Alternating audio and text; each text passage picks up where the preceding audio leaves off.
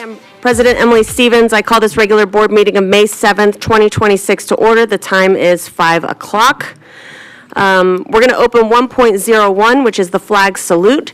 The presentation of colors will be led by the Cheyenne High School, ROTC, Cadet Captain Tamarian Muna, Cadet Second Lieutenant Rayula Cunningham, Color Sergeant Angelina Ruiz, Cadet Private First Class Brian Resendez, Cadet Corporal Keenan Barrios, and their instructor, Major Ivy Williams of the United States Army, Senior Army Instructor, Desert Shield Battalion.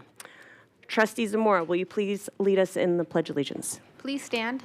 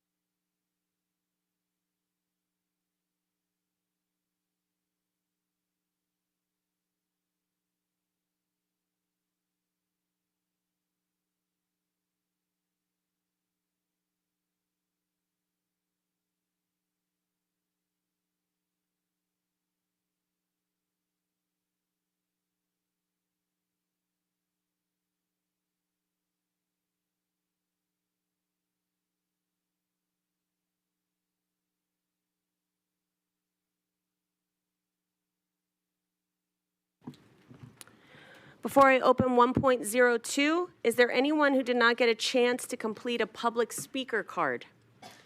If you'd like to fill out a public speaker card, it is yellow, and we have them up here at the front. Okay, I will open 1.02. Trustee Biassadi, will you please make the motion to approve the agenda? Thank you, Madam President. Members of the board, I would like to make a motion to adopt the agenda with the following change.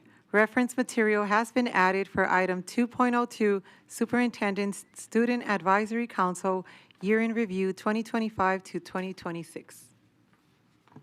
Thank you. Do I have a second? Trustee Bustamante Adams? Thank you, Madam President. I second that motion. Thank you. Let's vote.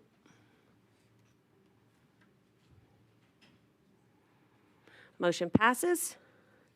That will close 1.02. Now we will open item 2.01, student reports. This will be by our Central Technical Training Academy. And I will open the floor to Ms. Kirsten Sear.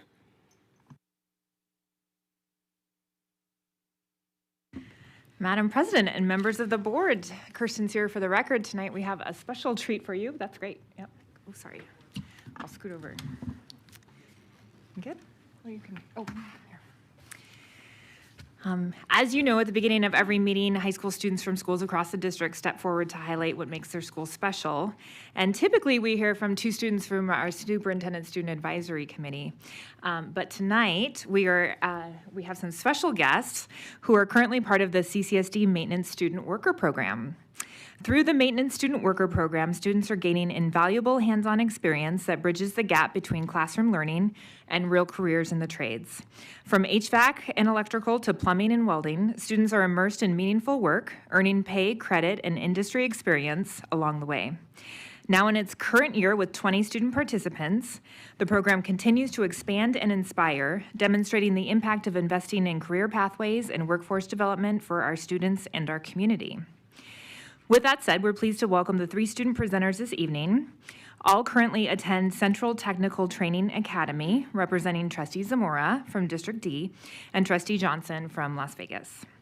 These student workers are excited to share a few highlights about their experience in the student worker program. So we are going to start with Allison Garcia Mendez. Good evening. My name is Allison Garcia Mendez, and I am a senior at Central Technical Training Academy in the Building Trains program. I am also a CCSD employee currently serving as an HVAC technician as a student worker in Eastern Yard. I want to thank the district and the board for providing this valuable work experience opportunity for students. I have big interest in the facilities maintenance and know now from my student worker position that I also enjoy it. I got introduced to HVAC from my cousin who is barely starting his career as an HVAC technician. and I knew it was a career pathway that I wanted to learn more about. I enjoy helping people, and I know the demand for skilled trades technicians is high. Since beginning in this position with CCSD, I've gained a better understanding of HVAC systems, including the refrigeration cycle, the differences between residential and commercial units, and how metering devices work. I've also had the opportunity to apply that knowledge in a hands-on way by using multimeters and troubleshooting when units are not functioning properly. What I appreciate most about the experience, though, is being able to clearly identify a career pathway before finishing high school. Through the training and mentoring offered by the district, I understand my options for pursuing secondary training and career opportunities in the HVAC field. I want to extend an additional thank you to Rob Hutchinson and Stephen Molina for their leadership in securing these positions, for their willingness to recognize the skills students develop in their CTE programs. Being a student in Building Trades and Construction Technology program, I am confident in my skills. They pertain to safety, use of tools, and general construction. I am grateful to Mr. Hutchinson and Mr. Molina for validating these entry-level skills by providing the opportunity for us to put the skills to work in a meaningful way. Thank you.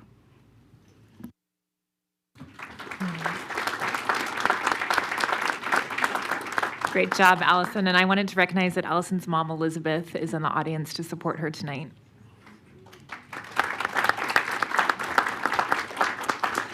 Next up, we have James Penn. It's nice to meet you, everyone. My name is James Penn. I'm a current 12th grade student in the Advanced Manufacturing program at Central Technical Training Academy. I'm also a CCSD employee working as a building engineer student worker in Region 1. I thank my school and CCSD for providing me this chance to gain this work experience.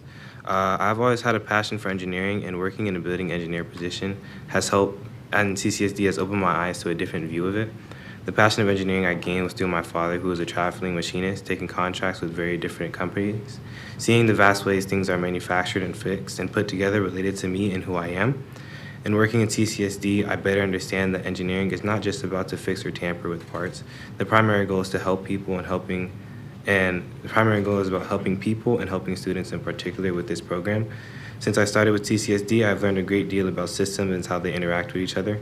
I have a better understanding of HVAC systems, including filters and airflow units, and of basic plumbing and basic electrical systems. I appreciate that my supervisors and mentors have great patience with me and have trusted me to do simple hands-on plumbing jobs and HVAC jobs on my own. For example, I was able to completely rebuild a flush valve and a flushometer kit, and I've been able to change air filters on my own. And moreover, I've been able to apply those same critical steps to other scenarios like fixing clogged sinks, which I can now do on my own. Having had this work experience with CCSD, it is clear to me that I want to further my training with CCSD even after graduation. And I wanted to extend a special thanks to Marvin Headington, Roger Self, Mark Mills, and my trainer Shane Ahern for the guidance and support they've offered. Their confidence in my skills and their willingness to explain processes to me step by step have helped me grow tremendously. I also wanted to give a special thanks to John Greco, our work-based learning coordinator, and Liliana Botneroff, our principal, for helping me secure this opportunity for students and myself at Central Tech, combining the knowledge and skills from my own classroom learning with the hands-on application in my CCSD worker position. And I'm confident I'll be able to work safely in the environment and able to start something for myself and my family in the future. Thank you again.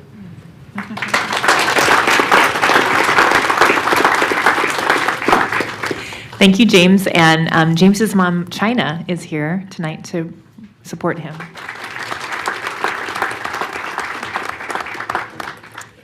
And last, we have Jake Wozniak. Good evening. My name is Jake Wozniak, and I am a junior in the Advanced Manufacturing Collaborative at Central Technical Training Academy. I'm also a CCSD employee serving as an electrician student worker out of the Eastern Yard.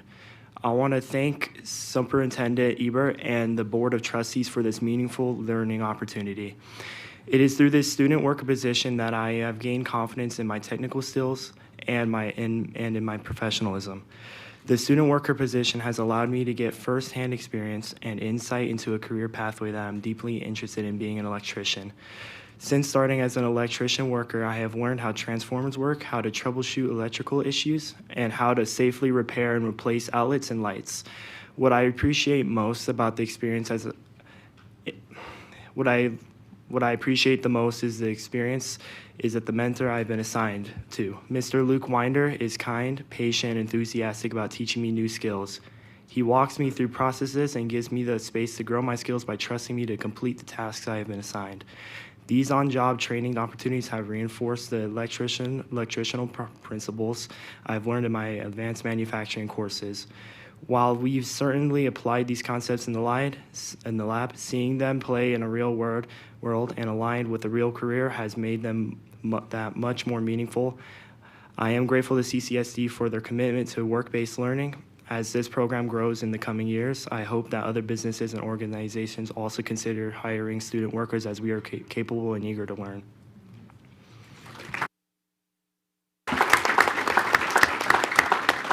So Jake's mom, Jennifer, and his dad, Thomas, are here to support him tonight. And I just have to note, I'm really impressed with this school because, of course, their principal, Liliana Bondarov, is here, but also we have their coordinator, John Grego, and we have several students who wanted to come and support their peers and their parents. So we have Christian and his dad, Federico, and James and his mom, Dawn. And of course, we just want to recognize Brandon McLaughlin and his team for starting up this program, which, as Jake said, we hope will provide opportunities for more and more students in the future. So that concludes our report. Thank you.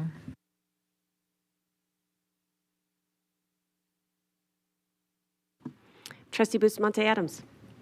Thank you, Madam President. I know it's Trustee Zamora's district, so if you want to go first. Thank you, Trustee Bustamante Adams and Madam President.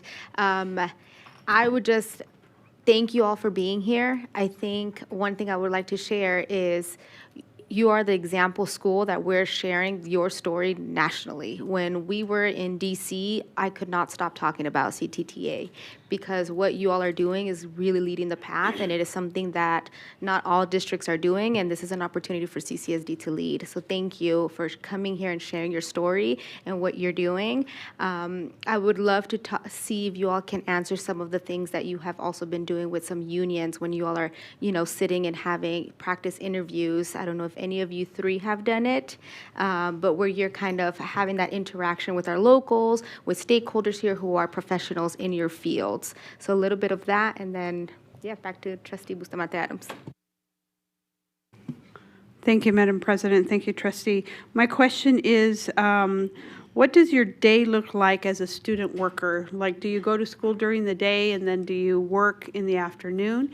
And then my second question, one person can answer that, and the second question is, do you plan to stay with CCSD if you could, and if not, what are your future plans?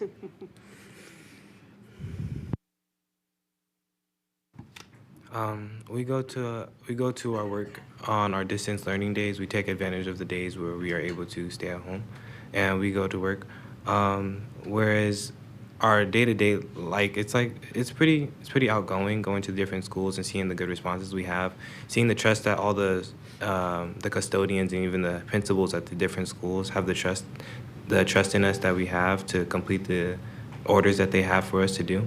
And I do plan on staying with the district after graduation as a building engineer.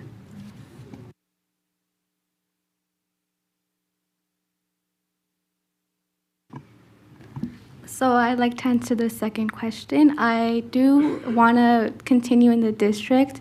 After being a student worker as an HVAC technician, I've learned different things that I didn't think I would be capable of, especially as a girl. I think this is something that I couldn't have imagined I would do, and it's opened a lot of different doors for me. Even if I don't stay as an HVAC technician, I'd like to stay in the district and move my way up. Thank you.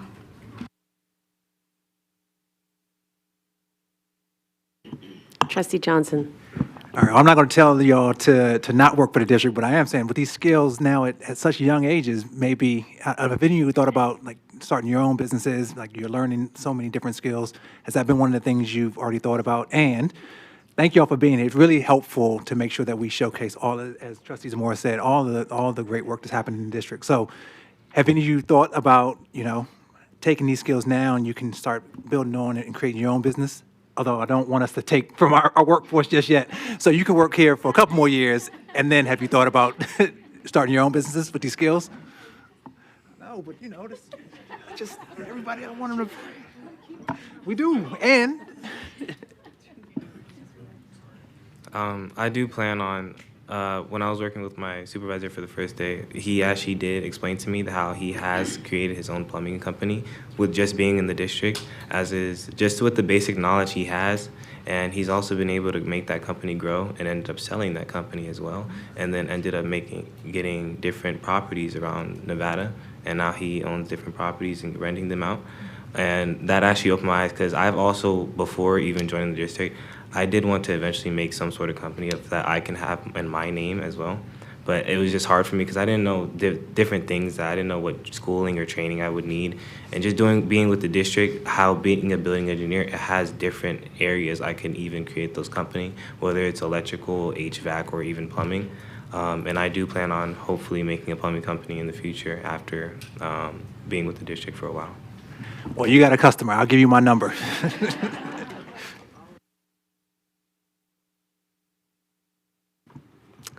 Trustee Cavazos? Thank you, Madam President. First of all, I just want to ask the superintendent, do we have these amazing young people and the ones in the audience over here? Do we have that 10-year contract ready for them to sign? Like right now, we can't let them go. It's so thrilling to have you here. If I could steal this school from Trustee Zamora, I would, but she's absolutely not going to let me do that. It's an amazing school. I had the pleasure of taking a tour over there. It's like no other school. And so I'm so happy to have you here tonight and to hear about the student worker program and just seeing you there with your CCSD, your shirts on. It's just so great. This is a pathway that we want to take for our future, whatever you decide to do. And I know my colleague here wants you to start your own business right away, but we do want you to, if possible, just to learn as much as you can and to be a role model and example for others, because that's what you're doing here tonight by being here and showing other students that it can be done. So thank you so much, and thank you to the parents and also to your classmates that are here too. Thank you.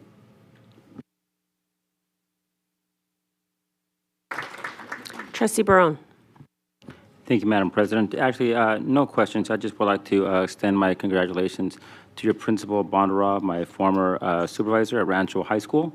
Yes, everything goes through Rancho High School.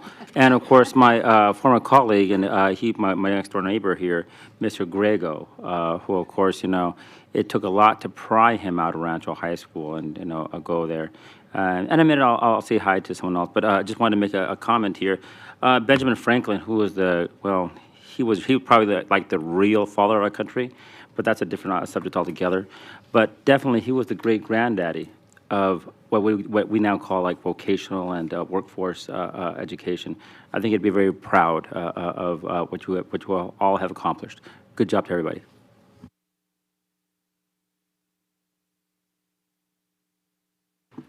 All right, seeing as there's nobody else in the queue, you guys were wonderful. Thank you so much for coming up here and sharing your experience with us. Thank you.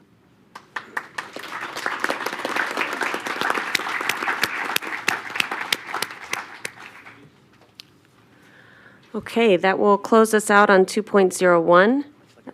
Now we will open 2.02, the Superintendent Student Advisory Council Year in Review.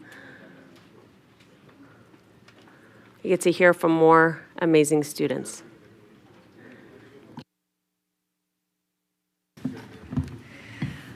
All right. Madam President, members of the board, Superintendent Ebert, Kirsten's here for the record again. And this is the best night ever, I'm going to declare, best board night ever. Because next we get to hear from representatives of our Superintendent Student Advisory Council. I do want to take a moment first to thank Kelsey Robman and Neil Ballant for all of their hard work over the last year in leading this group every month. Are Kelsey and Neil still here? Oh, okay. Neil also coordinates the student reports, so he is doing two things at once, but thank you so much, Kelsey and Neil. With that said, I am proud to hand over this presentation to three amazing CCSD students who have been serving on the Superintendent Student Advisory Council for the past year. They have some great information to provide to the board, as well as recommendations on how the district should move forward in a few key areas. With that, we will start with Natalie. Take it away, Natalie. Madam President, members of the board, Superintendent Ebert. Good evening. My name is Natalie Negrete, and I am a junior from Northeast Career and Technical Academy. I am joined by my colleagues Celine Chang from Clark High School and Danica Talbot from Desert Oasis High School.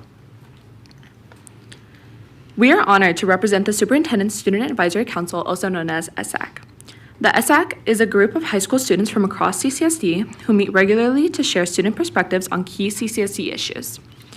This year, we've learned about and discussed topics we chose, including school capacity, zoning, transportation, food and nutrition, artificial intelligence, CCSD's new strategic plan, academic and grading policies, as well as college readiness and student extracurricular activities.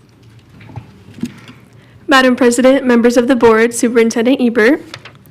Good evening. My name is Danica Talbot, and I'm a senior from Desert Oasis High School. Our council includes 106 students from 53 CCSD high schools. Most members are juniors and seniors, except for 2 freshman representatives from South Career and Technical Academy. All districts are represented, with District B comprising the largest share at 18.9%, reflecting strong student involvement. Our council has grown significantly in both students and schools. Since 2022 to 2023, membership increased from 34 students across 34 schools to 106 students from 53 schools, about 55% growth in schools and 211% growth in students. This growth helps ensure representation for schools across the district, and we hope to continue expanding so we can represent even more CCSD students in the future. After extensive discussion this year, we've identified 3 key priorities we'd like to address today: a district-wide high school readiness program, expanded counselor training in college readiness support, and increased district-wide internship opportunities for all high school students. Together, these initiatives form a cohesive pathway to better prepare students for success during and after high school. Natalie Negrete for the record. As Danica mentioned earlier, a great aspect of our council is that students from across CCSD get the opportunity to sit together and share their unique experiences at their unique schools. This year, we took a close look at how well our schools prepare students from success after graduation, and what we found was a mix of strong opportunities but uneven access. At some schools, programs like Gear Up provide valuable support, including academic help, mentoring, college advising, and early career exposure. However, these opportunities are not available at every campus. We also found that course offerings vary across schools, which can limit students' abilities to fully explore their interests or prepare for their future. As a council, we discussed how to address these gaps. We recognized the need to identify additional community partners who can help expand these sorts of supports and opportunities for students. We also emphasized the importance of thinking creatively to ensure these supports reach all schools, not just a select few. Ultimately, we believe this work can help strengthen a more unified district system and provide greater flexibility in course access. Based on these discussions, we are recommending 2 key actions. First, we propose creating a district-wide program in partnership with local colleges and universities that allow high school seniors to participate in a day-in-the-life shadowing experience. This would give students a clearer, more tangible understanding of college life.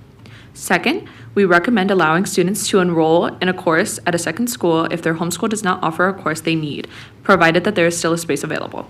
This would expand access and ensure that all students have the opportunity to pursue the courses that align with their goals. Danica Talbot for the record. At our January meeting, we heard from college and career readiness experts in CCSD. We learned that higher education can lead to higher earning potential, expanded career opportunities, and meaningful personal development. Students currently have access to valuable opportunities such as dual enrollment, CTE certifications, AP courses, and volunteer experiences, which are actively promoted by counselors. In addition, there are multiple pathways available after high school, including college, the military, and the workforce, giving students a range of options for their futures. However, access to guidance and support is not always consistent, which can impact how well students are able to take advantage of these opportunities. As a council, we discussed the need for more individualized counseling support on a student-to-student basis. We recognized that in order to provide more personalized post-secondary guidance, schools may need additional staff, such as achievement coaches, to better support students and ensure no one is overlooked. We also discussed the importance of developing strong strategies to train, support, and retain counselors and related staff. This includes providing targeted professional learning opportunities so they are better equipped to guide students through college and career readiness, including the college application process. Overall, our discussion focused on how to ensure every student receives consistent, high quality, and personalized guidance as they plan for life after graduation. Based on these discussions, we are recommending several key actions. First, we propose designating a dedicated individual at each school, such as an achievement coach or an already existing position, whose full-time role is centered on post-secondary readiness and individualized student support. It is important to note that achievement coaches are not licensed counselors, but they are still district employees. This distinction allows them to take on a more focused role. While counselors support students across a wide range of academic, social, and emotional needs, achievement coaches would specifically concentrate on student success and post-secondary planning, allowing for more individualized attention. To begin implementation, we recommend piloting 2 or 3 new achievement coaches across the district and tracking measurable outcomes such as standardized test scores, AP and dual enrollment participation and performance, overall post-secondary readiness, and student feedback. We have already seen examples of similar roles at East Career and Technical Academy and Coronado High School, demonstrating the potential impact of this model.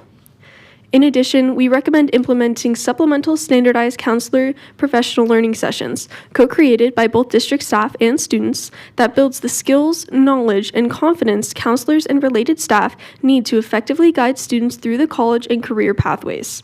This should include practical support, such as resume building and completing applications like the Common App. By incorporating student voice, this training can better reflect the real needs and experiences of the students it is designed to serve. Madam President, members of the board, Superintendent Ebert. Good evening, my name is Celine Chang, and I'm a senior from Ed W. Clark High School. We also explored the variety of career opportunities available through CCSD. For instance, districts are required to provide work-based learning programs that emphasize career awareness, exploration, and preparation. These can include experiences like internships and job shadowing. At my school, Clark, for example, students interested in finance are currently participating in the Vita Tax program, where they assist real clients with filing their taxes. Despite the wide range of opportunities within CCSD, one challenge is ensuring students are aware of these resources. During our discussions, council members shared the different opportunities our schools offered, and we realized that many students were not aware of the available resources that CCSD had to offer. For example, in 2025, the Summer Business Institute program offered paid internship opportunities for high school students in the Clark County School District. However, many students were not aware of the opportunity unless they spoke directly with their counselor, spent a lot of time digging on the internet, or were lurking at the flyers on school bulletin boards. This lack of awareness applies to many programs, leading to missed opportunities that could be life-changing. Many students also shared that they struggle with the application process, such as writing cold emails, building resumes, and formatting them. These are crucial skills that we all felt weren't taught in class, and we often had to go to the internet for advice. As we all know, though, sometimes what we read on the internet isn't the best advice to follow. We also discussed unequal access to resources. Some CTE opportunities are limited to specific schools, restricting students with multiple interests. For instance, one student interested in both health and engineering had to choose only one path. Others noted curriculum constraints, where early CTE choices make it difficult to explore different fields later.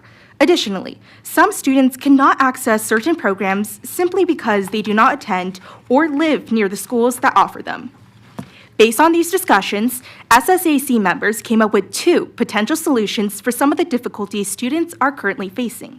First, we discussed creating a centralized student portal for internships, apprenticeships, and other work-based learning opportunities within CCSD. Instead of searching across multiple sources, students could input their age, interests, and skills, and the system would match them with relevant opportunities, including details like hours, if these are paid opportunities, and the opportunity descriptions. This would make it easier for students to find opportunities that fit their interests and avoid missing out due to a lack of awareness. Second, we discussed offering more day-in-the-life experiences for students to explore careers and workplaces.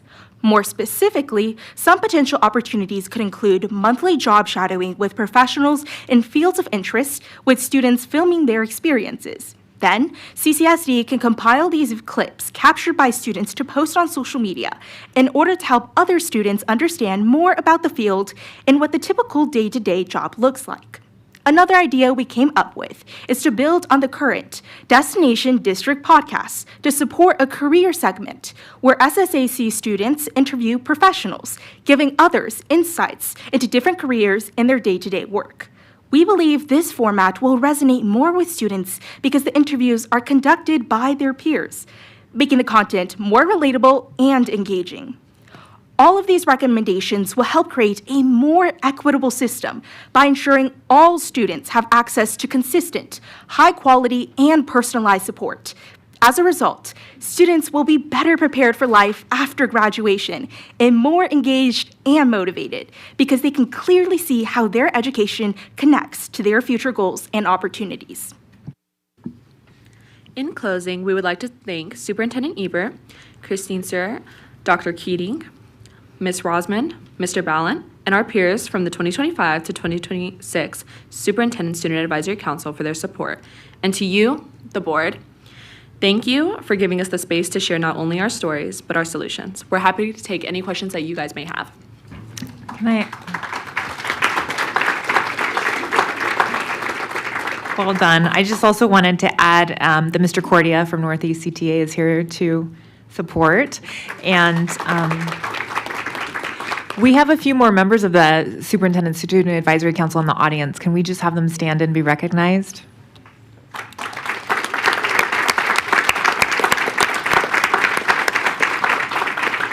Thank you. Thank you. Trustee Barone. Thank you, Madam President. Actually, I'm not surprised. I've been working with students like these for a long time now, right? Some kids are like high flyers, and they're like, I get the rare valedictorian in my class. I get other kids who are less than the valedictorian, but they're also quite amazing, even if they're not recognized, because they have creativity and they have energy, sometimes beyond what mere mortals like their teachers can actually sometimes comprehend. I just have a bit of a question. These are fantastic recommendations that you came to. I'm impressed. Do we have much of a capacity to actually act? Maybe there's something that Madam Seer can answer. Do we have much of a capacity to act upon these recommendations? I mean, these are great ideas. I would hate for them to just be ideas. Kirsten Sear, for the record, you know what I really love about these ideas, beyond the fact that they're so relevant because they're coming from our students, is they align really well with our upcoming strategic plan that the superintendent and the team will be presenting next week. So is it okay if I say more information coming soon to be announced? Trustee Bustamante Adams.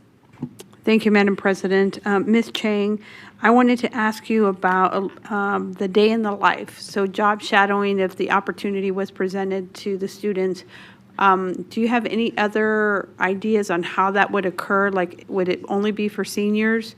And how would they accommodate not being in school, number one? And then number two, if you could tell me your app that you presented a while ago regarding reading, where is that process?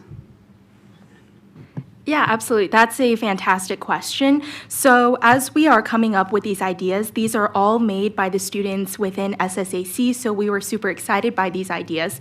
And particularly regarding the idea of day-to-day shadowing, what we're looking at here is preferably this would be on a day where the student is off to prevent them missing school. And we want students to be able to get an opportunity to see what that career looks like from a day-to-day, because oftentimes what you read on the internet doesn't really translate into what it looks like in real life. So we want to give students as much opportunity as possible, but I'm sure as this is being implemented into real life, this may look different, etc. And then regarding the app, I'm actually really excited.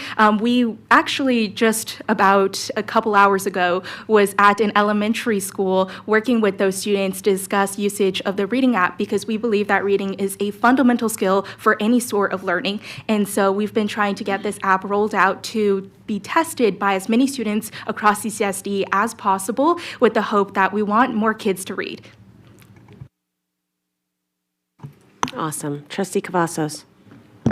Thank you, Madam President, and thank you, students, for being here today. As always, best part of our evening. I thank the superintendent for bringing these presentations back. I just wanted to compliment you on a couple of things.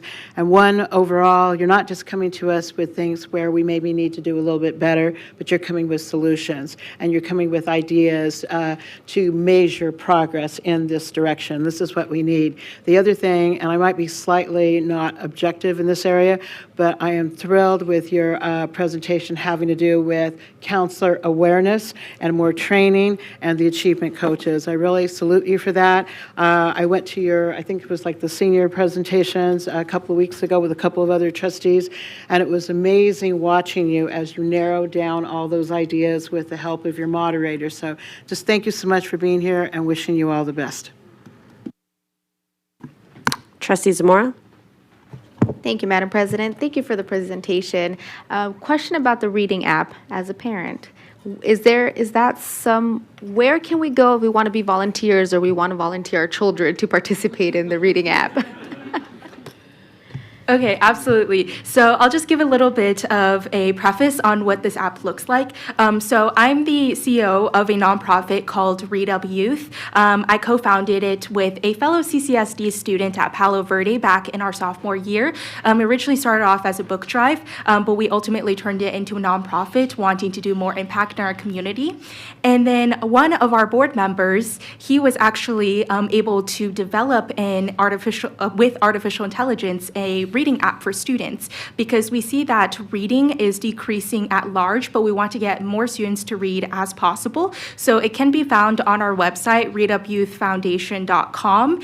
And if any school is interested, we're always happy to partner and do an in-person demo on how to use the app and get more kids involved with reading. We're also happy to donate more books. And we're actually starting off with a little library program. We've currently donated to about 8 schools, little libraries that our 50 volunteers built in a volunteer event. So we're super excited about that. That's amazing. Thank you for sharing that. I have a comment. I know we have a junior, so I'm wondering if some of interest can be joining the youth legislator too, because some of these things you all propose, I think would be great at a state level as well. Like, yes, we can lead the charge as CCSD, but also having your voices at that level, I think would be really important. And I really hope your other members can look into it and possibly join. Thank you. Trustee Esparza-Staffordin. It seems like we just met, in the fall for your first session? For some of you, it's a return, but I just want to make a comment and then have a really small question. I am so proud of you because of the changes that you made in such a short amount of time. I mean, I'm looking at these numbers of the amount of participation, and some of us, like 2 years ago, it was not as many students, and some of us that have been to your sessions have met with you and interacted, a lot of the trustees that have been there, and just listening to your ideas and your thoughts. So I'm just curious about what can we do better? I mean, we were doing great things with this council. It's amazing work. It's a lot of work that's put into it. But is there anything else that you would like to see us do a little bit better? just because this is an opportunity. Thank you for your question. Danica Talbot for the record. Thank you for all of your guys' participation in the Superintendent Student Advisory Council. I think we would definitely love to see even more participation. We'd love to see even more of your guys' faces at our meetings, connecting with students. You guys represent us. We would love to see you even more. As we grow even more students, we represent an even larger portion of the district. Again, we have 53 schools, so if it's another opportunity, if our trustees are unable to make it to schools or to see students in person, you can hit 53 schools at once if you come to our meetings, and we'd love to see you there.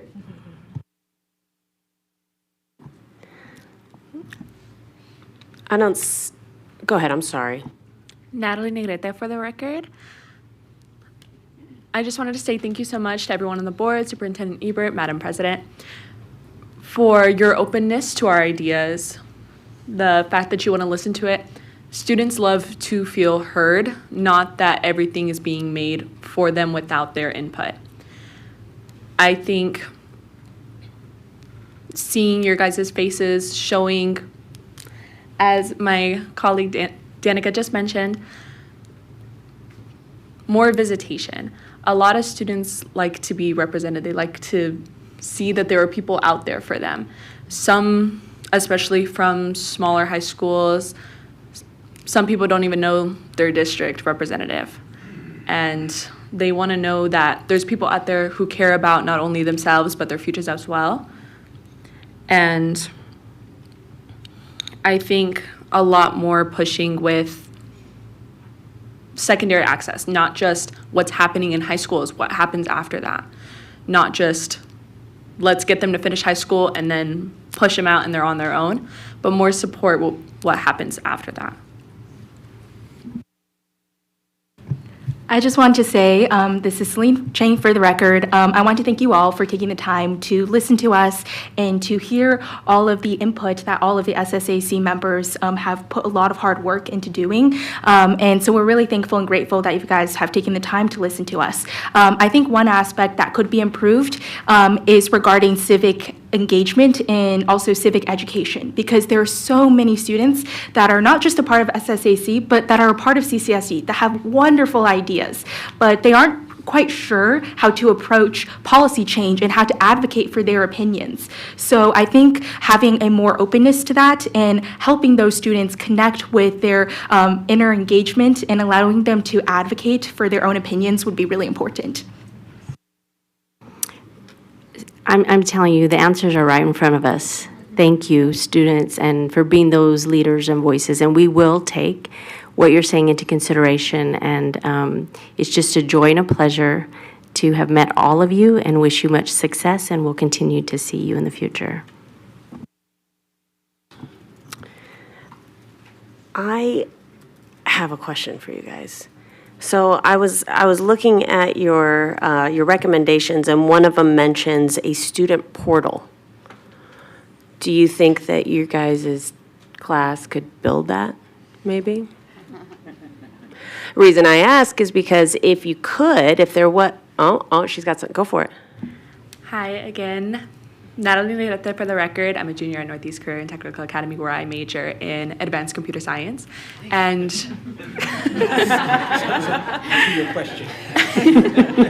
and honestly, that is something very tangible. When we saw people that work with CCSD earlier today, student workers, we have people like that at our school.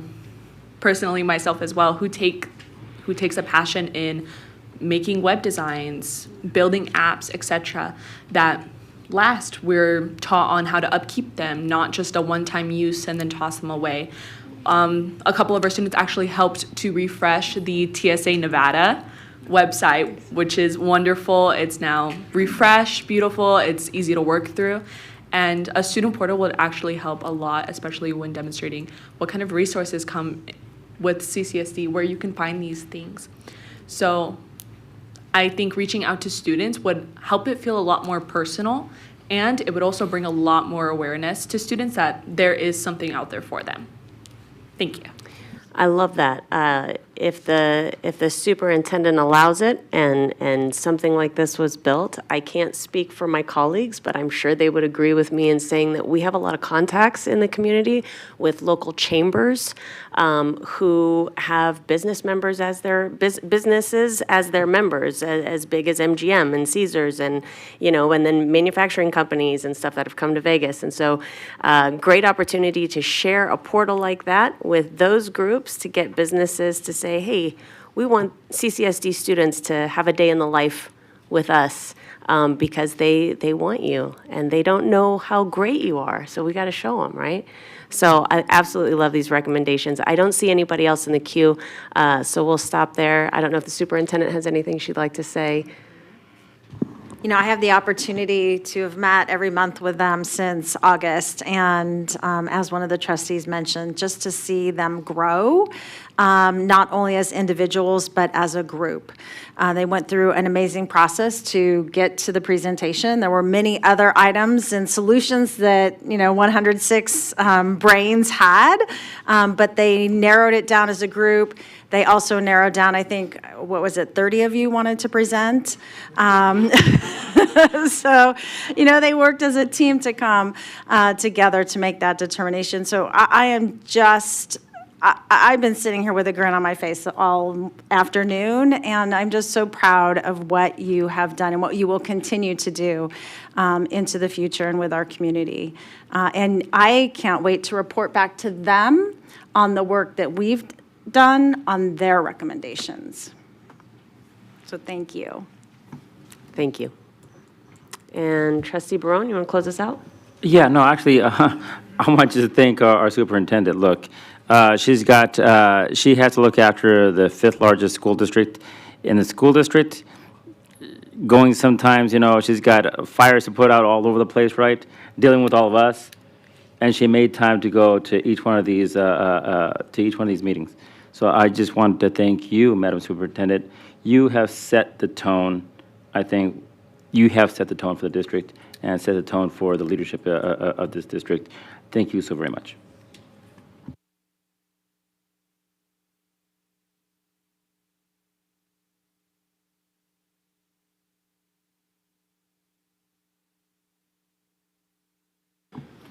Okay, that will close out 2.02.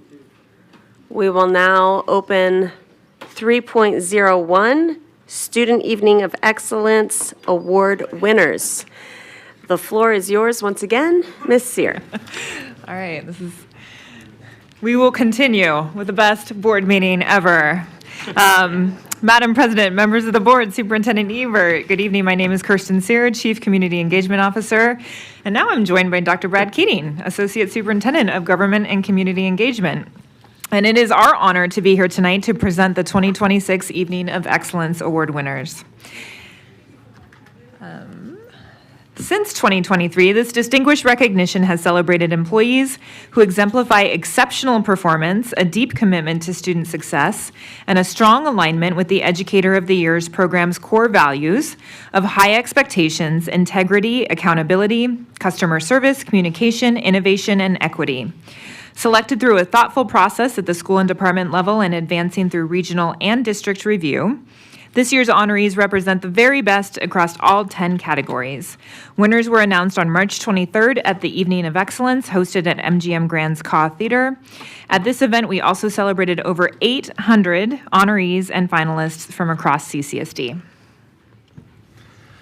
Good evening. For the record, Dr. Brad Keating. Before we highlight this year's winners, I'd like to recognize and thank everyone who contributed to this year's Educator of the Year program nomination and selection process. Our principals and central office administrators put forward outstanding employees, and district staff and leaders dedicated significant time and care to reviewing applications and selecting this year's honorees. We greatly appreciate all of their time and efforts through this process. And as we get ready to announce our winners to you this evening, some of them are here in the audience. As we say their name, we hope that they will be stand and be recognized by you and the group in the room. So I will start with our first category, which is the New Educators of the Year. These are 3 outstanding educators who are already making an incredible difference in their first year in the classroom. School psychologist Yasmin Beckett from Raul P. Elizondo Elementary School. Theater technology teacher Austin Fowler from Las Vegas Academy of the Arts. And primary autism teacher Chelsea Miller from Kenneth Divich Elementary School. Show the next one.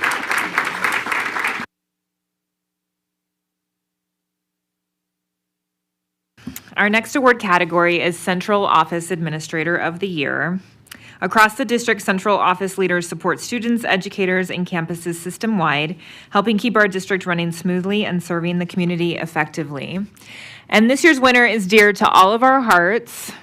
She is someone who's told us she's going to retire, but we told her we won't accept that retirement.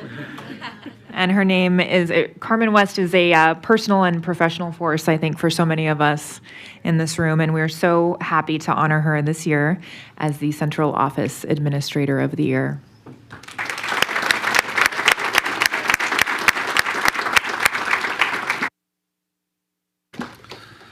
Our third award category is our Assistant Principal of the Year. Every great principal will tell you that the success of a school depends on a strong team, and assistant principals are the heart of that team every single day.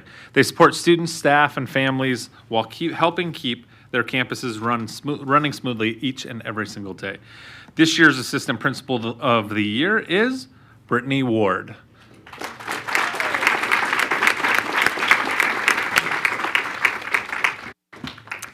Our fourth award category is Licensed Specialist of the Year. Licensed specialists bring unique expertise that strengthens the support systems within our schools. Whether serving as counselors, learning strategists, librarians, or other specialists, they help students navigate challenges, discover opportunities, and reach their full potential. This year's Licensed Specialist of the Year is Todd Herrick, counselor at Southeast Career and Technical Academy.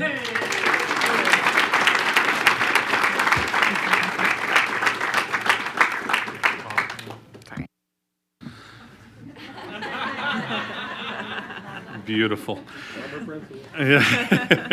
Our next award category is our Principal of the Year.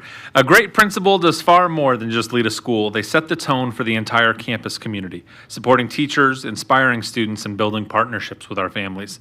Through their leadership, they help create schools where students feel welcomed, encouraged, and ready to learn every single day.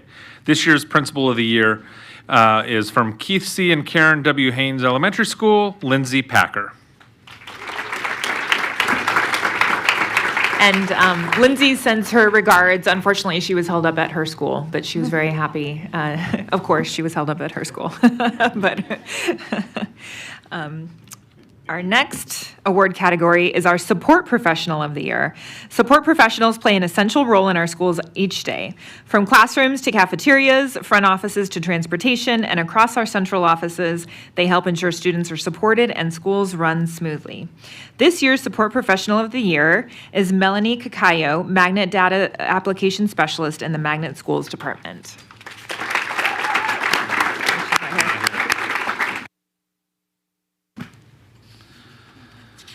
Our next category, Elementary Teacher of the Year. Elementary educators are at the heart of our schools, inspiring a love of learning and helping shape the future of our students each day. Their role goes far beyond the classroom as they mentor, encourage, and support students in ways that often go unseen. This year's elementary teacher, a first grade teacher at Georgie Harris Elementary School, we are excited to announce as Ariel Hamilton.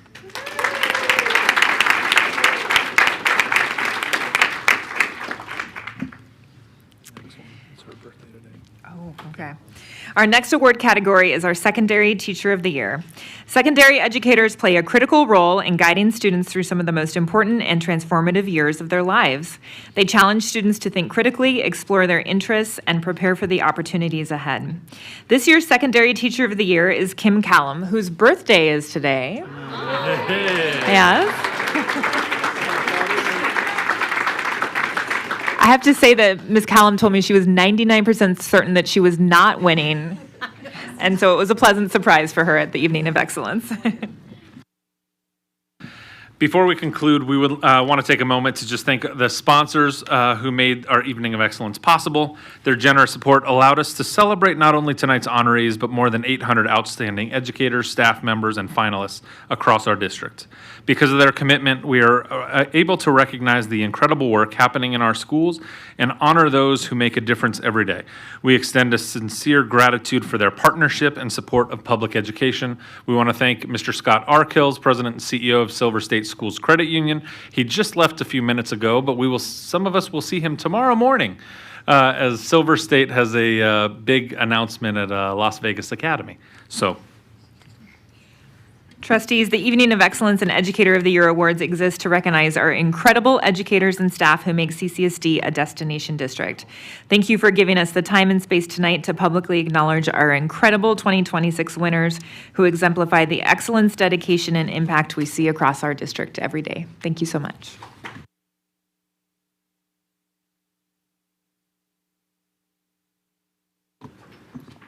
Any discussion, team? This is Trustee Barone? Yeah, hey, I'm sorry, I'm going to have to do this again. I'm really happy that several of these people go right through Rancho High School. Hey, got to recognize, okay, you may not like it, but you got to recognize, right? I'm not taking a shot at the other school, that's our big rival, because here, in this room, we're all on the same team, right? You're supposed to cheer for that. That's like inspirational. Thank you. Yeah, Mr. Todd Herrick, and as I understand, he's still coaching basketball, right? There you go, there, and of course, I know I'm forgetting someone here. That's another Rancho High School tie-in. I think Colin McNaught got recognized as a Principal of the Year. He was my supervisor at Rancho High School, right? And well, there's a North Las Vegas. It turns out Ms. Collins' son works at City Hall. He takes pictures of me. So I'm just going to go ahead and say that he's a Rancho High School and she's a Rancho High School person. But that just sounds good, okay? No, but in all seriousness, it was a pleasure being your colleague.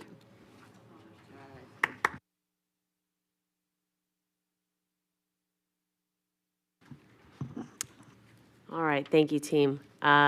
Seeing that there's no more discussion, we will go ahead and close 3.01. Now for the consent agenda. We will open consent agenda. Do I have a motion to adopt the consent agenda? Trustee Esparza-Stoffergen. I make a motion to adopt the consent agenda as presented. Thank you. Do I have a second? Trustee Barone. Second. Great. Let's vote. Oh, I'm sorry. We have, I apologize. Do we have public comment on consent? Got it. No, we do not vote yet. Okay, are you ready? All right, I apologize. Let's just moving through this. Let's go ahead. Val Rosadol.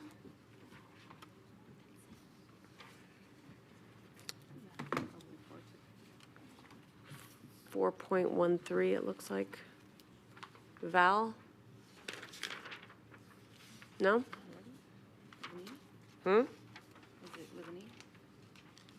What? Val? Val? No. All right. Katrine, I have enough? I just saw her. They left? Katrine? Nope. Okay. Nope, this is not. That's. She's not in here. She's not in here. Okay, so moving on. That's it for public comment? Okay.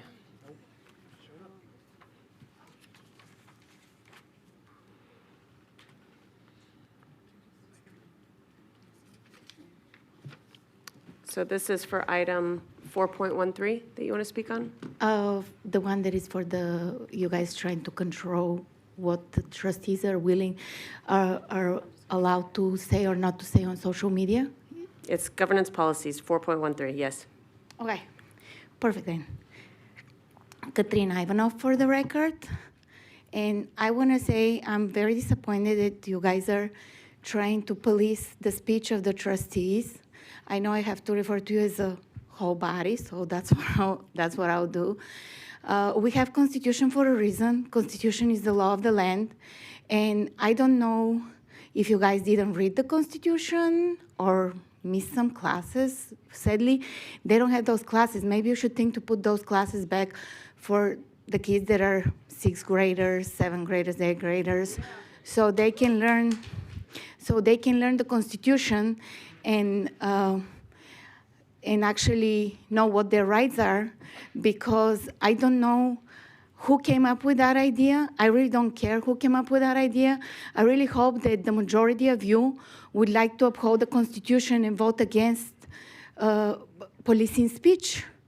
We may not like what people are saying. Let's face it, I don't like most of you what they're saying on social media, and that's okay. I want to know what you're saying on social media. That's how I choose who to follow and who to vote for. When people are policed, how will we know who to vote for? We already have enough of politicians lying as it is, so might as well let us see the truth from time to time. And what sample are we giving to our kids? To tell them that they cannot express themselves? I came to this country to be able to express myself. I had everything else in my country. That was the only thing I couldn't do.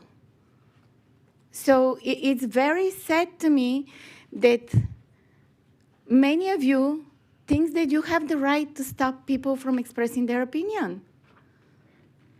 I really hope that you take that seriously.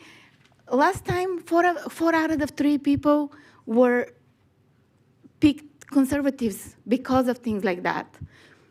I'm looking forward for the next election, and I hope more conservatives come in, so if you don't vote properly this time, they can fix it next time. Thank you so much for the opportunity to speak, and good job. I know it's not easy. What you do is not easy, but you gotta think about the bigger picture here. Thank you.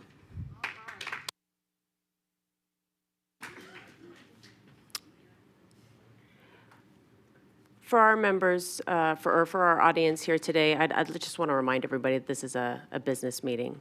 So we don't want to have disruptions when people are speaking or when we're trying to conduct our business, okay? We have one more public speaker before we vote on consent. Kimmy Lindsay? Say it right?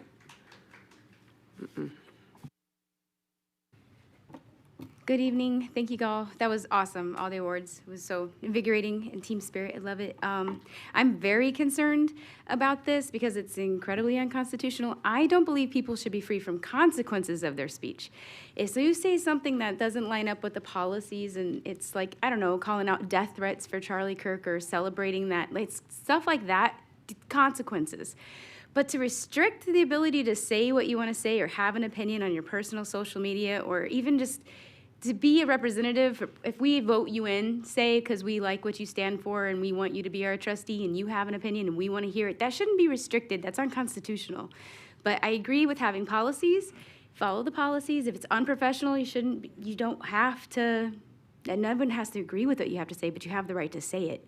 And if you need to get fired for saying some of the stuff that you believe, then okay. But you shouldn't be able to restrict that speech at all. There's a difference. Following policy and what's already expected versus saying you can't, that's wrong. And the Constitution is the law of the land, the highest law of the land. So it doesn't matter what you say here. We kind of have those Bill of Rights. So that's all I got. Thank you, guys. God bless you. And you guys do excellent work trying to hold this down during these meetings. Thanks. Thank you. That concludes public comment on consent agenda. We already have a motion on the floor to approve and a second. Let's go ahead and vote.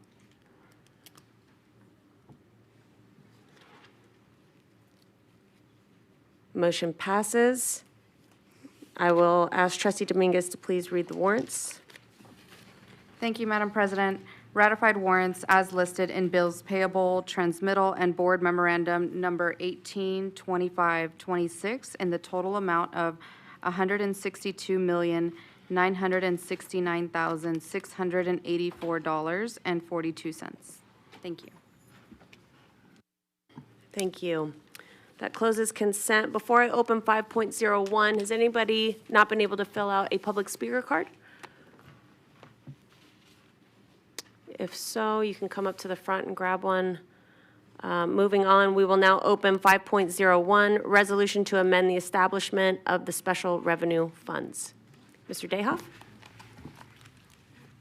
Good afternoon, Madam President, trustees, Superintendent Ebert. I'm Justin Dayhoff, Chief Financial Officer for the record.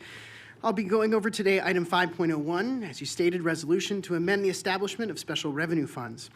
Due to the Governmental Accounting Standards Board, or GASB's, Statement 103, we are seeking to amend the establishment of special revenue funds to also include the Food Service Fund. We do already have a Food Service Fund, so this is not necessarily a superfluous ask. What we do have, though, is an enterprise fund position. So our current food service fund is set up as an enterprise fund, and enterprise funds are specifically designed to recover costs through sales for services. However, our food service fund is no longer designed to recover its cost, and therefore it no longer meets the definition of GASB's enterprise fund designation requirements, since it's primarily funded by federal subsidies. Based on GASB's guidance, the accounting department, and in consultation with our external auditors, Eide Bailey, they recommend reclassifying the food service fund from an enterprise fund to a special revenue fund effective July 1st, 2027 for fiscal year 2028. So fiscal year 28 is the school year 27-28. This authorization would allow us to file the resolution with the Nevada Department of Taxation as required by Nevada Revised Statutes 354.612. Trustees, I hand it over for questions. Thank you. Trustee Barone. Thank you very much, CFO Dayhoff. Of course, I'm still kind of grooving on the joke that you told backstage there. Yeah, it was pretty good. I'm still the Vikings and all that. It's good. But getting back to the business at hand. Okay, so it's now, we're moving the classification of these funds, and now it's going to go into a special revenue. Bottom line, will we actually, or is there any financial impact? Will we see any difference in the way we're doing business? Or will there be any impact upon the delivery of food to our children, to our students? Trustee, thank you for the question. Justin Dayhoff, Chief Financial Officer for the record. No, Trustee. This is akin to converting between two different kinds of bank accounts. So let's say you have your own personal bank accounts, you have a savings account, and your financial position no longer meets the requirements of that savings account, so you select and move it into a different type of savings account product at the bank. Same fund, same position. We are just changing the actual fund type that these are held in, not the amount at all. Thank you very much. As always, you are an expert in making economic stuff understandable for dummies, or at least for me. Maybe we can go into business when I retire. I'll be the editor. We better stop. Any other questions for Mr. Dayhoff? Okay. Do we have public comment on 5.01? Okay. Do I have a motion to approve the resolution to amend the establishment of special revenue funds? Trustee Bustamante Adams? Thank you, Madam President. I move to approve 5.01, the resolution to amend the establishment of the special revenue funds. Thank you. Do I have a second? Trustee Barone? Second. Awesome. Let's vote.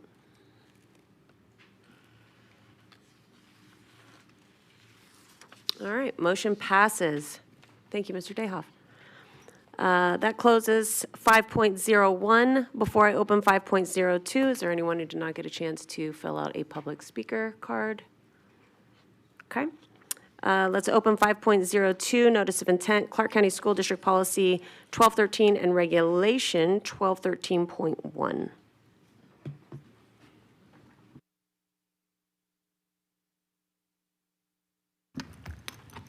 And we're back. Good evening, trustees. My name is Kirsten Sear, and I serve as the Chief Community Engagement Officer for the Clark County School District. Here with me is Dr. Brad Keating, Associate Superintendent of Government and Community Engagement. And tonight we are here to present the modernized strategy for our public concern form process.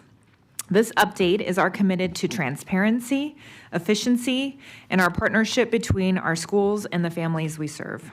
With this revision and refinement of Policy 1213 and Regulation 1213.1, we are ensuring that every parent, guardian, and community member knows exactly how to be heard and what to expect when reaching out to the Clark County School District. Good evening, Brad Keating for the record. In alignment with CCSD Cares, we are establishing a standard initial response time of 2 business days. This standard creates accountability across all departments and schools. We've also streamlined our online platform at ccsd.net. This centralized hub is not just a digital form, it is a tracking system that ensures inquiries are routed to the appropriate staff. A key shift is the emphasis on the informal resolution process, which encourages parents to speak specifically to the employee closest to the matter.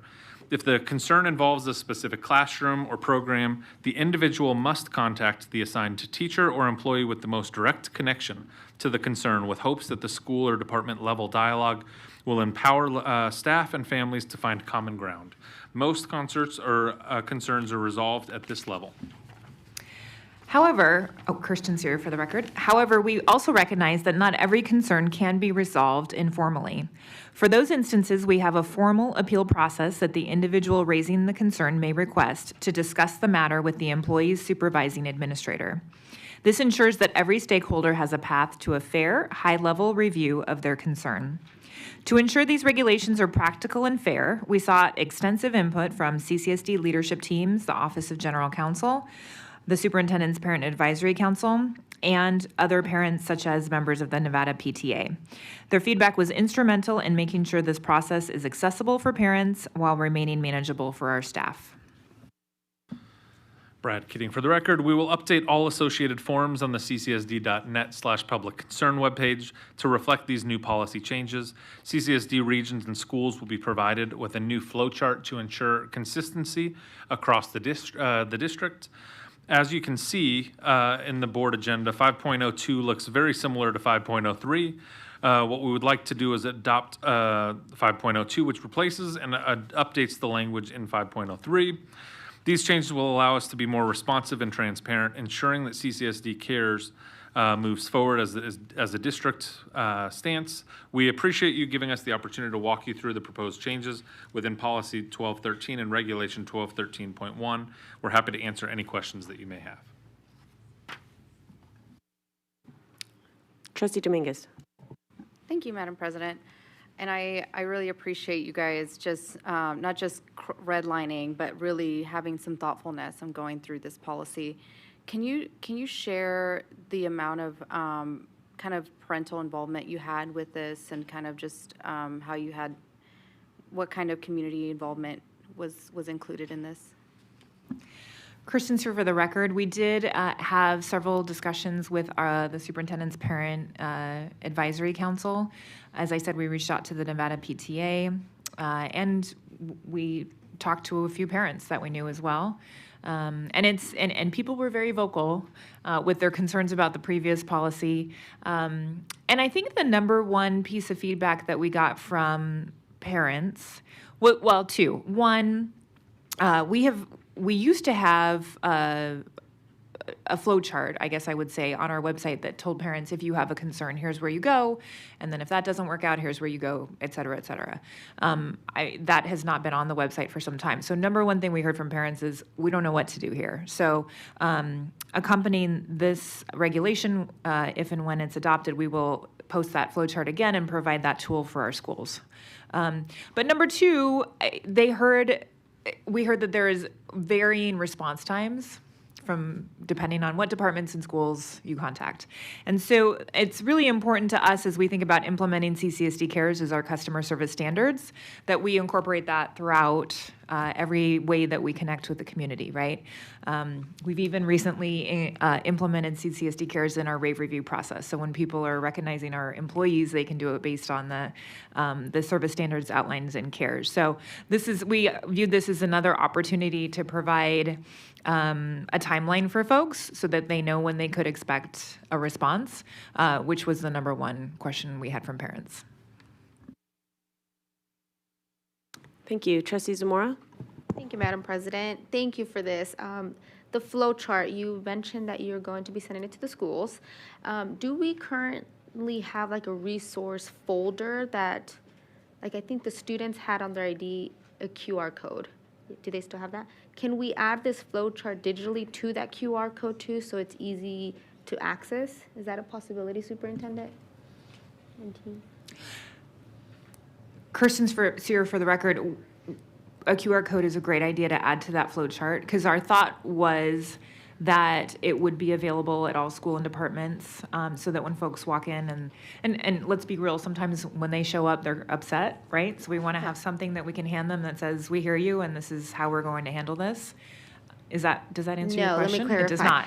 I was thinking more if, like, the students have a QR code now on their IDs where if they need resources, right? I think we have Save Voices number on there. Like, can there be also a link in that QR code that will show them to the flow chart, so then it's easy to access and see the flow chart? Thank Kirsten you, Sear. Oh, I'm Trustee Zamora. We can go ahead and look into that. I'm not going to promise you that this evening, but that is a great suggestion to look at. The student ID badge is there for a specific reason for students, so I'd like to take that back to our team and analyze that. I probably should have asked that first, because that was also one of my questions. Is this just parents, guardians, and families? Okay. Yeah, Kirsten Sear, for the record. This process really is designed for adults, parents, guardians, and community members who have questions and concerns about the Clark County School District. Got it. Thank you. Trustee Cavazos? Thank you, Madam President. Thank you so much for this. It's very helpful. I just had a couple of small questions. On page 7 of 11, I think it's B and D. It's a bullet point, it's D. When reviewing a concern, the region superintendent or chief shall consider whether CCSD policies and regulations, that one. When you get down to the part where it says, in instances where specific policies or laws do not provide direct guidance, the region superintendent or chief shall review the previous decision to determine if it was reasonable and based on information. In support of our staff and our region superintendents, chiefs, whoever is handling this, do they have a specific protocol to follow for that review? Yeah, Kirsten Sear, for the record. I'm glad you asked this question, because we incorporated this language for the first time because I'm not sure it was clear to parents and community members that we spoke to that most decisions that are made are actually guided by policy, state law, or our procedures. It's not, a decision based on the person's preference. Right. And so we wanted to make it really clear that they're aligning with those things that are written down. And then we also wanted to make it clear that if it appears, as we're reviewing appeals, if it appears that the previous person did follow policies, procedures, then we're going to back them up, right? And so I'm not sure that had been clear to the public before. In terms of the regions, we had a lot of great conversations with the regions. They all have internal tracking systems that they use on their own, which is great because now we'll be able to go back and say, okay, Mrs. Cavazos, you haven't talked to your region yet. Right. Before you bump up to your chief, we want to make sure that you've done that. So that's great. We've developed a great process with them, and they all have their own ways of handling it. Mm-hmm. But again, what we've instituted here is the 2-day response. Right. And the 2-day response doesn't mean it has to be resolved in 2 days. Certainly, we don't expect that. Right. But we just want to say, if you call us, if you email us, you should get some sort of response. Hey, I've heard you within two business days. Thank you so much for that elaboration. Basically, the question I was asking is because it sounds like in support of both our staff and the constituent or parent, whoever is asking, that there's support for both entities and that you are addressing it, not necessarily resolving it. And one other one on page 8 of 11, number 3 at the top. I had a question about, in its sole discretion, CCSD shall have the right to reject an untimely appeal. If the appeal is rejected for being untimely, we're just talking about the parameters that have been set down for that? Is that what we're asking? In other words, the grounds for it being judged to be untimely? Correct. Brad Keating, for the record. We are looking at any appeal. So individuals have the opportunity to appeal or go through this process within 90 days of it occurring. We've had instances in the past 6 months of cases coming in that were 2 to 3 years old. Yeah. and they're asking to resolve them now. The student has either could have graduated school, or they could be at a completely different school by now. And by keeping it to that 90-day period, we can make the changes or evaluate the situation immediately. Thank you so much, and that was a constituent question, so I want to make sure we got that out in the open and got that addressed. So thank you so much. Trustee Esparza-Stefrakin?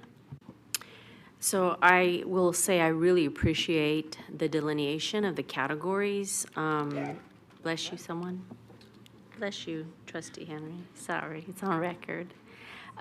So I want to say them on record because I think for anyone, policy wonks, probably not, but it's important. And I guess I'll have a follow-up question to why I'm going to say them out loud. So you delineated the areas like personnel matters. You also said law enforcement matters, student discipline that results in suspension or alternative placement, discrimination based on race, bullying, and cyberbullying, other discrimination matters, special education matters, legal matters. I think it's such clarity now that I'm curious you will have the potential flow chart so that we know that there's a process to follow. So is there also going to be consideration when you talk about the tracking, what a tool it would be for addressing, I guess, the different areas that are also listed here? So I don't know that there's a true question, but I appreciate the clarity now. A lot of the concerns that we get as trustees, they assume that we can solve it. That is not our lane. So I'm grateful for this because I can also use this as a tool, as a resource to say, here, this is what is available, here's the process. So the turnaround time is important. And then I do have a follow-up after because I know you want to say something. Did you want to take it? Kirsten Sear for the record. Thank you for pointing that out too. One of the pieces of feedback that we heard quite often is all of the areas that you just mentioned have their own separate appeal processes. And so a source of frustration for some of our community members is they would initiate this public concern form process, and then at some point along the road, once they've invested their money and their effort, they were told, oh wait, there's another process. So we really want to make sure that we're clear with everyone. And the one sheeter that we mentioned will have these all listed as well. Like if your concern is related to this, or this, there's a separate appeal process, and then we'll outline it all on the website so that folks can then go and file the appeal. Did that answer your question? Okay, great. Yes, very much so. And what I also really appreciate is the timeliness. Like you said, it may not get resolved, but it starts the communication concerns that we get because they say that no one ever calls us back. And I think that's a huge thing where we're at least staying as a touch point. So I appreciate the hard work on this. Thank you for the changes.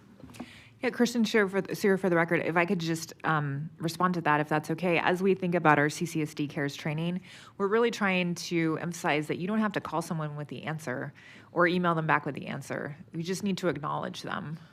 And I think that's a cultural thing that we can all embrace because people want to be heard, right? They want to know that you receive their concerns. So that's what we're trying to reinforce with this. Trustee Biasotti? Thank you, Madam President, and thank you for the presentation. I would like to have seen a side-by-side maybe of this regulation as one is being stricken out and is reworded so I could see mainly what the differences are. Can you state, other than the 2-day turnaround time for that response, what are the main differences in this policy being reworded now as opposed to the other one?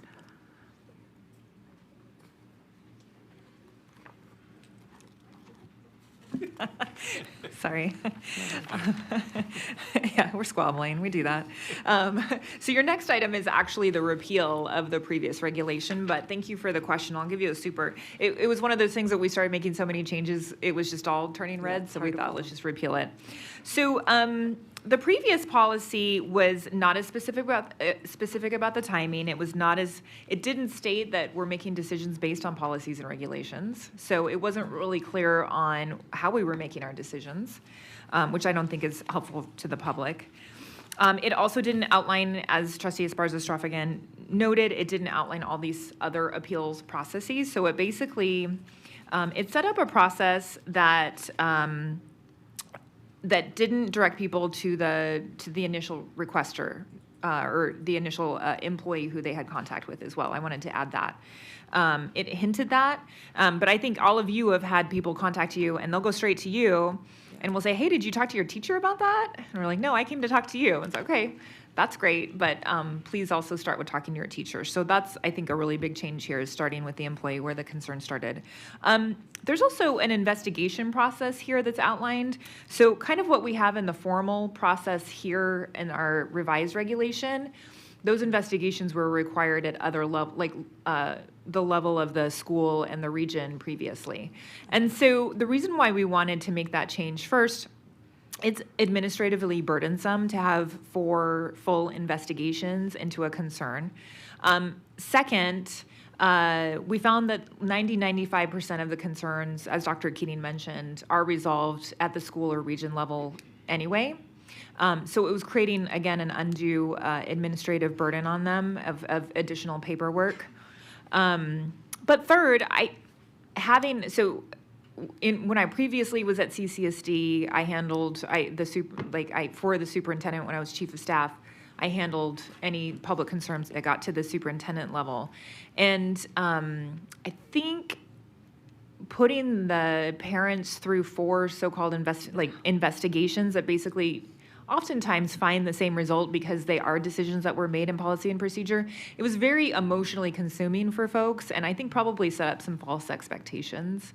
So we were trying to simplify the process for everyone, if that makes sense. It does. Thank you for the clarification. I do also want to just comment on Section 5, retaliation. I really am in favor of that first line. CCSD employees are prohibited from retaliating against anyone. It's very nice and clear, so thank you.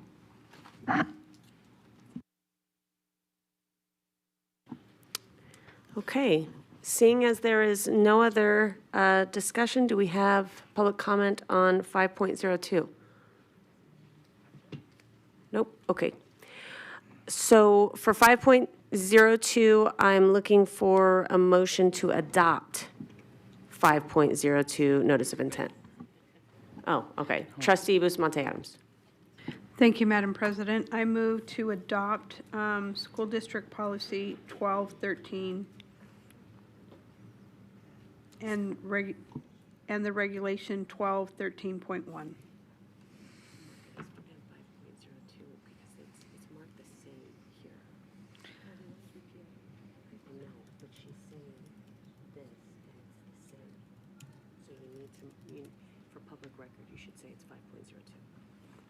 Let me restate that. I move to approve that we adopt Clark County School District Policy 1213.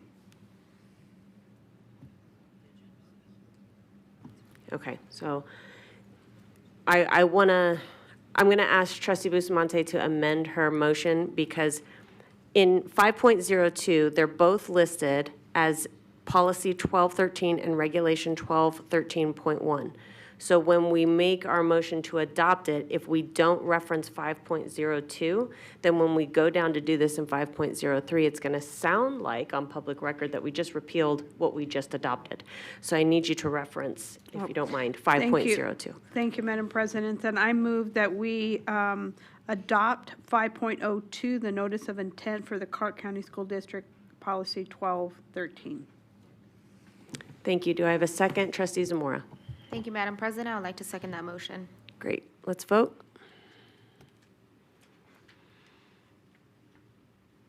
Awesome. Motion passes. And that will close us out for 5.02. Before I open 5.03, does anybody need to fill out a public comment card? Great. All right, let's open 5.03, Notice of Intent, 1213 and 1213.1. Good evening, trustees. Brad Kidding for the record. I've got a 45-minute presentation prepared about this item. We are going to ask you as a board, based on the conversation we just had, you adopted 5.02, which is the new language for policy 1213 and regulation 1213.1. We would respectfully ask that you repeal in 5.03 the old language that's currently standing for, that was previous for policy 1213 and regulation 1213.1. Thank you.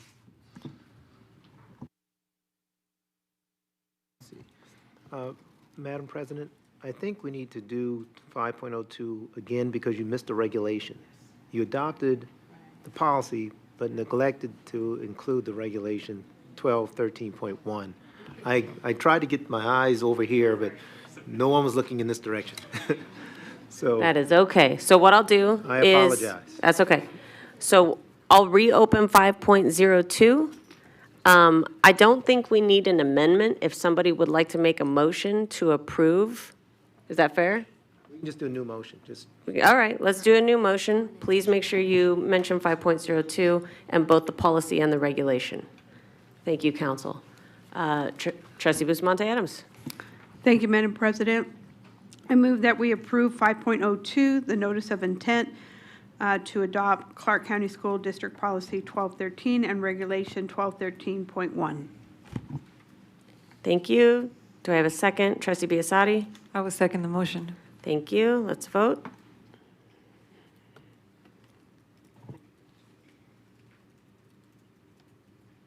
Trustee Zamora? Great. Motion passes. I will go back to 5.03. We can officially close 5.02. So we're opening 5.03. We know what it is. This is an opportunity to repeal. Trustee Ramona Esparza-Stafford. I'd like to make a motion to repeal item 5.03, notice of intent, Clark County School District Policy 1213 and Regulation 1213.1. Thank you. Do I have a second? Trustee Henry? Oh, Trustee Zamora. Thank you, Madam President. I would like to second that motion. Thank you. Let's vote.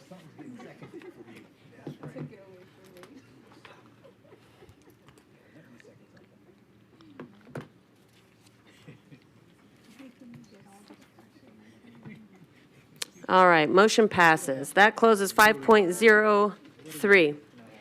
Thank you. Before I open 6.01, is there anyone who did not get a chance to complete a public speaker card? Please come to the front.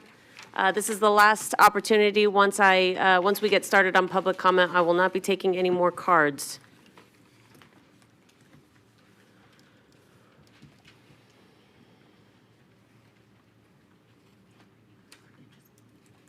One more? Okay. While we're waiting for this one more. No. Add it. Different person. Okay, while we're waiting on this one to finish filling out, we'll go ahead and start with Kimberlina Leah. Yes, ma'am. Come on up to the front. All right, are we in order here? Please state your name for the record. Kimberlina Alexa Leah Young.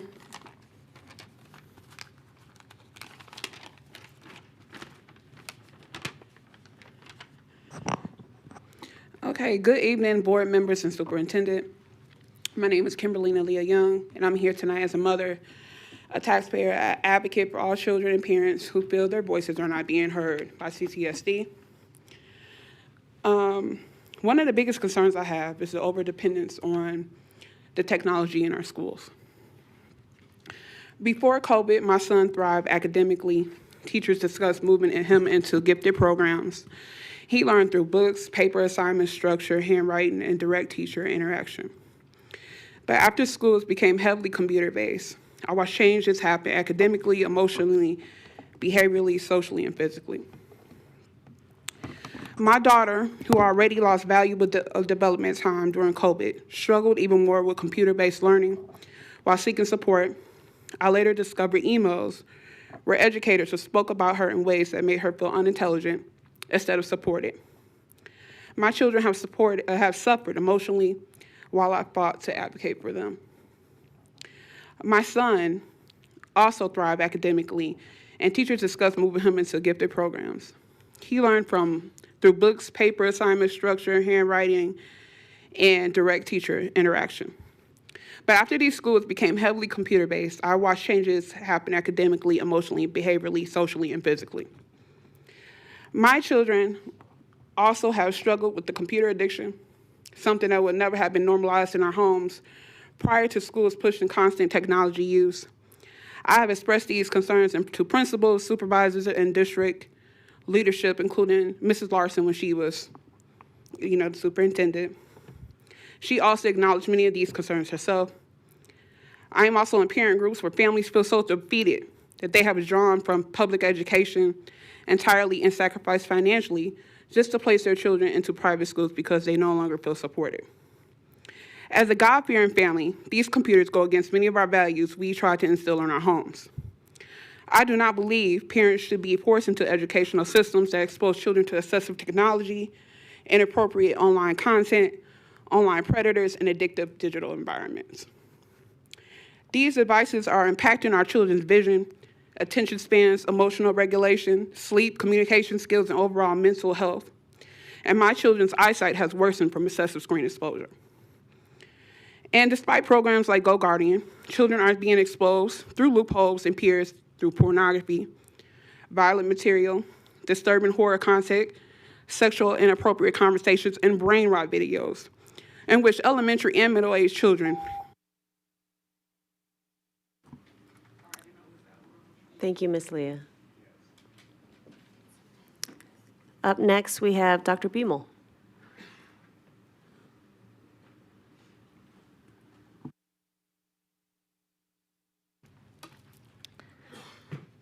Good evening, Tiffany Beamel for the record. I'm a 21-year veteran educator in this community, and I'm here tonight not as a teacher, but as an aunt, standing up for my nephew, Vincent.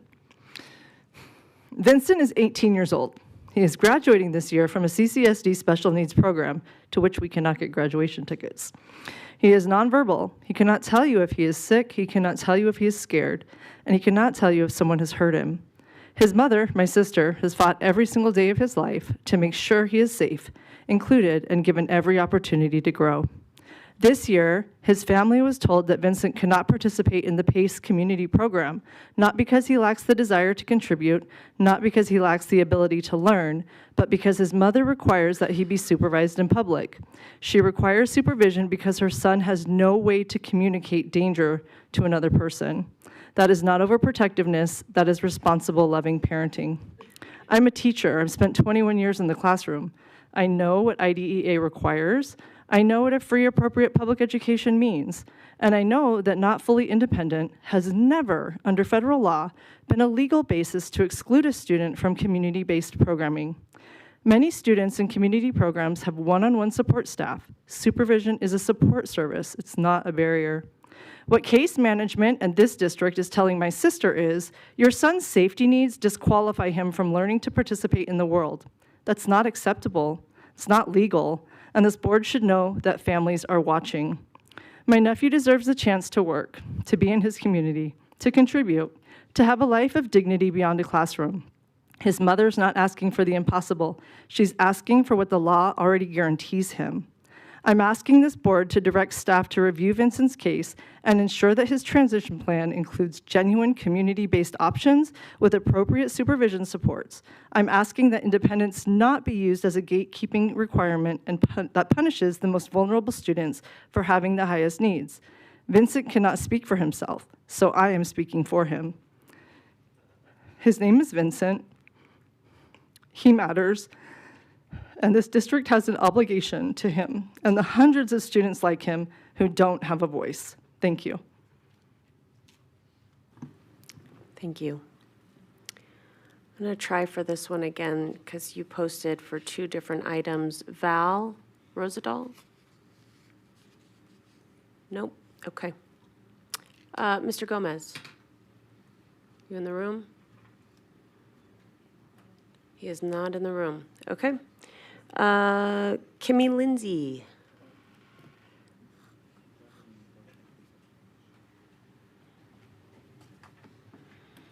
Hi, Kimmy Lindsay. Good evening, guys. I want to bring your guys' attention to Regulation 5132 to get started off. It's about Section 2 is non-curriculum related student groups, clubs, organizations that are not district sponsored. Section D, meetings of non-curriculum related student groups, clubs, organizations. Must be voluntary and student initiated, must be during non-instructional time, are not sponsored by the school, the district, or their agents or employees, may not materially or substantially interfere with the orderly conduct of educational activities within the school, must not be directed, conducted, controlled, or regularly attended by non-school persons, and will have employees of the school or district present only in non-participating capacity for custodial or safety purposes. Now, tomorrow, the Ice Out Vegas group that works in conjunction with 5051, whom, by the way, Crystal Cooper was here just a few weeks ago or a few months ago, time flies, to express how she collaborates with them routinely after school. So, did you know she was a sex worker? I'm all for second chances, but I don't know this woman hanging around kids. We don't know her background. She does not get a background check. NRS says groups that are participating during school time have to have background checks. So this group, Ice Out Vegas, student initiated, has adults hanging out with them, so much so that tomorrow, during their walkout from 12 to 1 p.m., during school hours, mind you, which we already discussed, there's a reason they shouldn't be doing that. That violates that policy. The adoption of 1213 says you guys have to now follow those regulations. That is the regulation for this group. Adults that are unvetted, have not had background checks, that's wrong. We need to have background checks on these people. Also, People's Medic, there's other groups that are assuming there's going to be violence, so now they have medics participating. Indivisible put out an announcement that they fully support, stand by this group. ACLU is like, yeah, the students have all this awesome freedom of speech. That's fantastic. What is this group doing collaborating with adults after school when parents have no idea what's going on, violating policies? Why do we have to have medics on standby for a school walkout? And you guys, I know you watch the news. You see what's happening across this country. Our kids need to be safe. We need to keep our children safe. So they moved from, oh, we're going to do it after school. No one shows up. That was awesome. So now they're going to take it back to the middle of the day. Now, the regulation says it can't interfere with education. This is interfering with education. By the way, what are radical left-wing groups doing in our schools? We need to focus on the education of our students, not indoctrinating them into weird ideologies that have nothing to do with becoming a productive, educated member of society. So please, tomorrow, between 12 to 1, Ice Out Vegas in collaboration with the 5051, Indivisible, DSA, the Surge, all these groups, the good names go on, and it's wrong, and it should be looked into. Thank you. Brandy Sutton.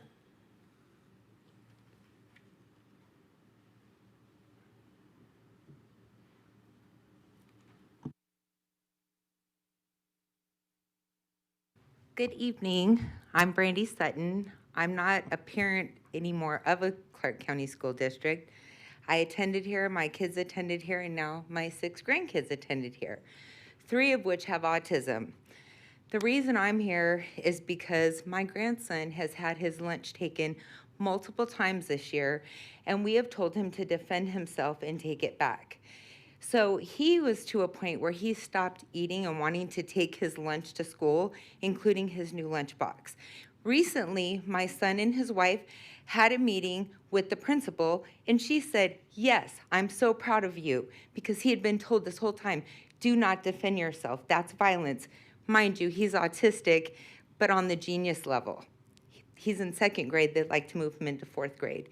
So the fact that he's afraid to bring his lunch to school, he thought it was a bully. Well, after finding out there's a food shortage in the child's home, and that's the reason why they're taking my grandson's lunch. Now, my grandson is biracial, all my grandkids are, and I've been married to their grandfather for 35 years. We actually met here in the school district, okay? My story is not about me, it's about my grandkids. I have one that's going through that, and I have a second one that basically has to go to a class to kind of calm down because he's very hyper. His normal teacher continuously is great, sends him to that class, but the class he has to go to for 1 hour, that teacher is always calling his mom, complaining. This teacher has brought my grandson's confidence down so bad that he calls me when he gets out of school and just wants to talk to me and me to remind him of how much he's loved and how important he is. But what's sad for me is now my other grandson, who's in second grade, this is a 9-year-old and an 8-year-old.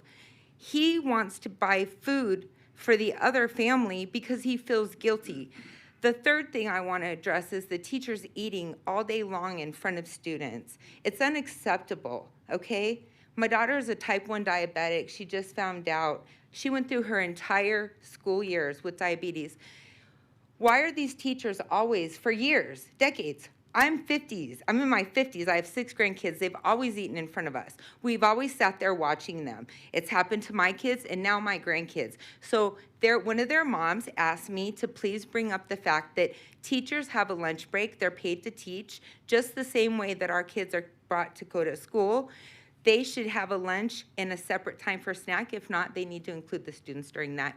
And I think that's really important because there are kids that are starving, especially in North Las Vegas, where there is more impoverished people. Your district, sir. Thank you so much. Thank you. I'd like to remind the public we are a board. We are one voice. So we don't speak to individual trustees. That is something we ask for consideration in our meetings, please. Julie Kemp.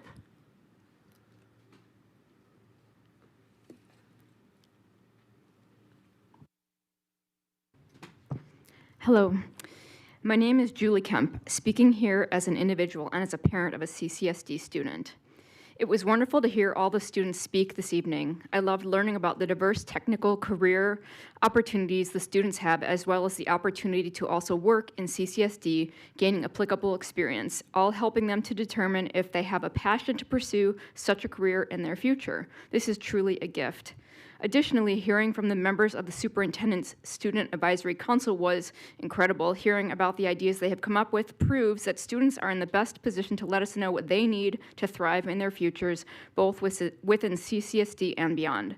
The ideas they came up with were incredible, and I do hope you are able to support them in actually implementing them. I couldn't help but notice that the students from both presentations represented the diverse student body we have in CCSD. What a beautiful sight it was. I hope we can all agree that seeing students being able to pursue any educational track in which they have interest is of utmost importance, regardless of gender or race. I hope CCSD continues to support diversity in all facets, including the opportunities available to all of our students and working towards making all opportunities available equally to all students as recommended by the SSAC. Continuing in this direction would be reflective of our U.S. Constitution, as well as CCSD being a destination district. Thank you so much for your time.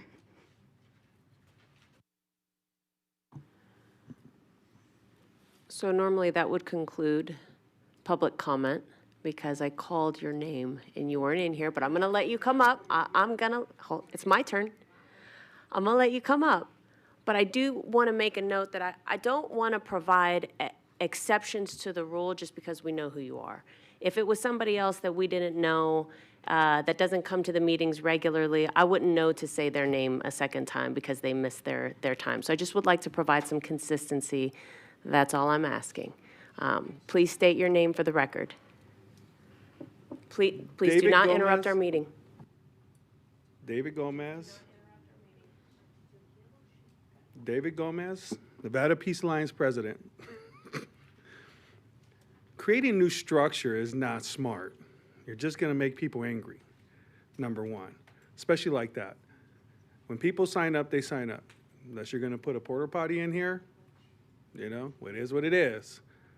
My health conditions does not apply to your rules or whatever the case might be. So one of the things I do want to talk about that I didn't talk on the consent agenda because I chose not to is that intent, GP01 to GP022. I sent most of you guys a copy of that. And I hope, and I pray that you know how to read it and understand what I wrote. If you don't, I'm more than happy to give you another copy or a different breakdown. I broke it down in less than 92 pages in less than 1 day and broke it all the way down and made it very simple just so nobody's confused. So that goes to show you that I know how to process what I'm reading and understanding. I put the Nevada Revised Statute in there. I also put what you guys said, and I put the red flags. I even sent it to the DA. Nobody's going to tell me that the DA is going to enforce non-criminal policy. They're not going to come in here and do that. I already talked to some people. So whatever you're trying to do, for whatever reason, for however the reason be, so be. I advise you to think a little bit harder and consult with what we pay legal to do, instead of just making decisions based on the merits of what you believe should be done. I know that in the case of being in the eyes of God, people don't like who God chooses. They didn't like David. They wanted to kill David. He had a few friends. That's all he had. They wanted to kill David. But God showed everybody that David can kill Goliath. And no matter how big that Goliath is, you got to understand that it went down and it crashed all the way down to the ground. So at the end of the day, keep playing games the wrong way. And I will do what I did to Celerity High School or charter school when they tried to take over ASD and the FBI went in there and raided them. Keep playing games the wrong way, because I know how to make sure things make sense. And this is not against one person, it's against all people who agree with the wrong thing. At the end of the day, you're going to see what God can do out of the preview of your own ideology on this earth. So I apologize, I made a mistake. Katrine, you are next. Thank you. I just wanted to give you time to figure it out. Thank you. Katrine Ivanov, for the record. I want to say that I'm extremely disappointed of you guys' vote. That's probably to be expected. And I want to ask parents to start paying attention how you guys vote. And if they don't like the status quo, especially in the CCSD and the results CCSD is producing, they should vote all the incumbents out if they have anybody running against them. That's my plea to all the parents, because we literally feel that you guys are not listening to us, don't take our opinion into consideration at all. It feels like you already made up your minds prior to us speaking, and when we speak, it's like fart in the wind. You don't even feel it. So, very disappointed. I really hope that next year I see a lot of new faces. Thank you and have a lovely day. That concludes 6.01. Our next meeting of the Board of Trustees is on May 14th, 2026 at 5 p.m. right here in the boardroom. Do I have a motion to adjourn? Trustee Esparza-Stoffergen? Motion to adjourn. Thank you. Do I have a second? Trustee Cavazos? Second. Great. Let's vote. Awesome. Motion passes. We are adjourned. Thank you.